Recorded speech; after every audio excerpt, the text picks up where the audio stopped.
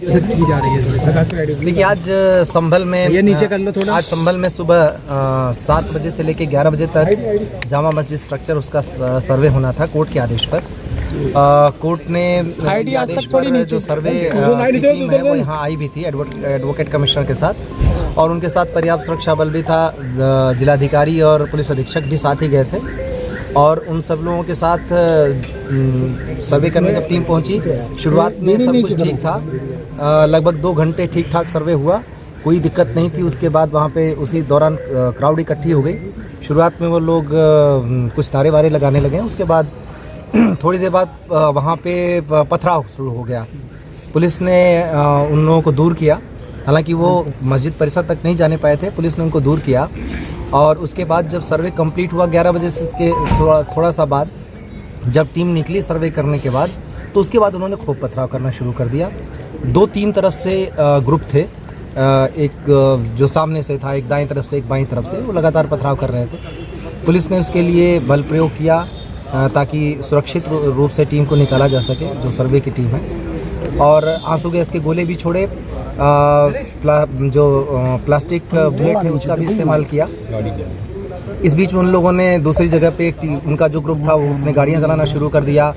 3-4 गाड़ियां भी वहां पे जलाई गई, कुछ एक बाइकें भी जलाई गई हैं। उन लोगों को हटाने के लिए भी पुलिस ने फोर्स का इस्तेमाल किया। इस बीच में 2 ग्रुप आमने सामने थे, तो 3 ग्रुप बल्कि वहाँ पे थे 3 तरफ से। उसी बीच में गोली चली, गोली कौन से ग्रुप ने किस पे चलाई, कैसे हुआ, लेकिन उस बीच में जो गोली चली उसमें हमारे पुलिस अधीक्षक हैं, उनके पीआरओ के पैर में गोली लगी। एक डिप्टी कलेक्टर का पैर फ्रैक्चर हो गया उसी हंगामे में। एक सीओ साहब के भी छर्रे लगे हैं और करीब 15-20 जवान घायल हो गए हैं। एक कांस्टेबल के सिर में गंभीर चोट आई है। और इस गोलीबारी में जहां तक अभी तक कंफर्म हुआ उसके हिसाब से 3 लोगों की मृत्यु भी हुई है। उन 3 लोगों के नाम हैं नईम जो कोट करवी से हैं, बिलाल जो सराय तरीन से है, और नुमान जो हयात नगर सराय तरीन से है। इन तीनों लोगों के अब पोस्टमार्टम की हम तैयारी कर रहे हैं। और जो स्थिति है अभी वो फ़िलहाल कंट्रोल में है। बीच में जो वो ग्रुप था वो कुछ लोग घूम के चले गए दूसरी तरफ, नखासा की तरफ, और वहाँ पर मैं और डीआईजी साहब मौजूद थे। वहाँ पे भी पथराव किया गया। हम लोगों ने उस भीड़ को खदेड़ा, बाद में एसपी और डीएम साहब भी आ गए थे। उस पथराव घटना में हमारी कोशिश रही कि उनमें से कुछ को पकड़ा जाए, और पकड़ा भी गया। उनमें 2 महिलाएं भी पकड़ी गई जो छत पर से पथराव कर रही थीं, और काफ़ी कुछ 5-6 लड़के भी पकड़े गए। अभी तक कुल मिला के जो अभी तक संख्या 15 लोगों के करीब डिटेन किया गया है, उन लोगों से पूछताछ चल रही है। ये निश्चित रूप से एक उकसावे के अंदर की कार्रवाई है जिसमें जाने भी गई हैं। ये सारे लोग नई उम्र के लड़के या तो थे या फिर महिलाएं थी। ये सारे लोग किसी न किसी उकसावे में आकर कर रहे थे, क्योंकि जो सर्वे का काम है वो कोर्ट के आदेश से पहली बात तो हो रहा है। दूसरी बात यह है कि सर्वे का काम पीसफुली चल रहा था, अभी तक कोई भी दिक्कत नहीं आई थी। तीसरी चीज़ ये है कि सर्वे में कोई ऐसी चीज़ नहीं की जा रही है जिससे मस्जिद के स्ट्रक्चर को उसके साथ छेड़छाड़ की जाए, बल्कि आज जो पथराव हुआ उसमें मस्जिद के ऊपर पत्थर जरूर चलाए गए, क्योंकि वहाँ पे टीमें थी तो मस्जिद पे भी पत्थर चलाए गए। मुझे नहीं पता मस्जिद को नुकसान हुआ या नहीं, लेकिन खूब जम के मस्जिद पर भी पथराव हुए, जो एक तरीके से देखें तो ये उनके धर्म के हिसाब से भी गलत है।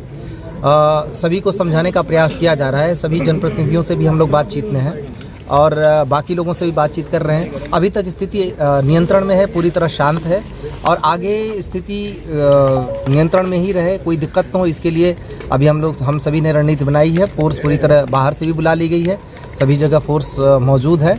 और हम किसी भी तरीके की घटना इस तरीके की अगर कोई करता है या उकसावे की जो कार्रवाई कर रहा है उसकी भी पहचान कर रहे हैं, और उसको भी हम जल्दी ही कानून के दायरे में। सर, जामा मस्जिद के अलावा सर दूसरे इलाकों में भी जो सर पथराव हुआ है सर? हाँ, मैंने अभी आपको बताया कि जो एक एरिया था नखासा, जहाँ पे मैं और डीआईजी साहब दोनों मौजूद थे, वहाँ पे भी हुआ, वहाँ पे खदेड़ दिया गया। वहाँ पे ऐसी कोई चीज़ तो नहीं आई कि कोई इंजरी ऐसी चीज़ हुई हमारे जवानों को ही जो पत्थर से लगा, लेकिन हमने कुछ लोगों को अरेस्ट किया। उसमें 2 महिलाएं भी थी जो छत पर से पत्थर चला रही थी, उनको भी अरेस्ट किया है, और हम उस पर आगे की कार्रवाई कर रहे हैं। जो इसमें जितने भी चीज़ें हैं सबकी एनालिसिस हो रही है, उस पर हम आगे की कार्रवाई करेंगे। लोगों से अपील लगातार की जा रही है, पुलिस अधीक्षक ने भी अपील की, जिलाधिकारी ने भी अपील की, हम दोनों मेरे और डीआईजी साहब के द्वारा भी लगातार अपील की गई है कि किसी के बहकावे में आके इस तरह की हरकतें न करें। इससे जीवन को खतरा तो है ही है, शहर के अमन को भी खतरा है, और सबसे बड़ी बात है कि इसमें से कई लोगों का भविष्य बर्बाद हो जाएगा। तो बेहतर हो कि कोर्ट की कार्रवाई कोर्ट के थ्रू जरिए ही रहे। कोर्ट में अपनी बात सबको रखने का अधिकार है और मौका भी है, और कोर्ट में अपनी बात रखें, इस तरीके की हरकतों से दूर रहें। सर, जिन 3 लोगों की मौत हुई है उनमें से जो नईम का परिवार है वो ये आरोप लगा रहा है कि पुलिस की गोली लगने से उनके लड़के की मौत हुई है। देखिए, इसमें पहली बात तो ये कि वो इस बात को जितने सारे लोग हैं वो सबकी पुलिस के पास भी वीडियोग्राफी मौजूद है। जितने सारे लोग वहाँ आए हैं उसमें पथराव करने आए थे। इसके बाद पहली बात जो ये अगर इस बात को अगर मानते कि उनका बेटा पथराव करने गया था या कोई भी व्यक्ति वहाँ पथराव करने गया था, उसमें क्या अनटुवर्ड्स इंसिडेंट होते हैं, ये पहली बात को जिम्मेदारी उनको लेनी चाहिए। क्या वजह थी जिसके लिए पथराव करने की आवश्यकता थी, कौन सी आपदा आन पड़ी थी, किसको किसने क्या किया या पुलिस प्रशासन ने क्या किया, पहले तो उनको ये देखने की ज़रूरत है। पथराव करने गए क्यों, एक। दूसरी बात यह है कि किसी ने कोई चीज़ नहीं देखा, साक्ष्य होंगे तो हमारे पास आएंगे, उन साक्ष्यों के आधार पर हम कार्रवाई करेंगे। मैंने जैसा आपको बताया कि 3 पक्ष आमने सामने थे, उन्होंने एक दूसरे के ऊपर क्या किया, उसमें फायरिंग हुई। अगर फायरिंग में कोई भी चीज़ ऐसी होती है कि पुलिस अपने पैर में गोली नहीं मार लेगी, ये सोचने की बात है। हमारे यहाँ हाथ में आप देखें कि पुलिस के टीयर गैस और जो प्लास्टिक के बुलेट थे जो भगाने के लिए अनुमन्य है, उसी के तहत कार्रवाई की जा रही थी, और मीडिया का भी पूरी रिकॉर्डिंग है। तो उसमें जो कोई किस आरोप लगाने से पहले ये सोचे कि, और पूछना चाहिए सबको सवाल कि उनके बच्चे, उनके परिवार वाले उस जगह पे पथराव करने क्यों जा रहे हैं, क्या वजह आ गई, क्या हो रहा है ऐसा जिसकी वजह से उन्हें पथराव करना चाहिए। तो सबसे पहले तो सवाल सोचने की ये है, कोई भी इस तरीके का इल्ज़ाम लगाने से पहले खुद को देखे कि कोई ऐसे ही धर्म का काम करने नहीं जा रहा था, कोई पुण्य का काम करने नहीं जा रहा था, किसी की मदद करने नहीं जा रहा था, पढ़ाई करने नहीं जा रहा था, नौकरी करने नहीं जा रहा था। पूरे शहर को इन लोगों ने आग में झोंकने की कोशिश की। हाँ, हमारे सारे जो जवान हैं अपनी जान की परवाह किए बिना उसको झेल रहे हैं, देख रहे हैं। अगर ऐसा ही होता कि पुलिस को गोली मारनी होती तो बहुत सारी वजह थी कि 2-2, 3-3 जगह पे हुआ, और जिस तरीके की चीज़ें थी, अगर गोली चलाने का रहता तो गोली चलाते।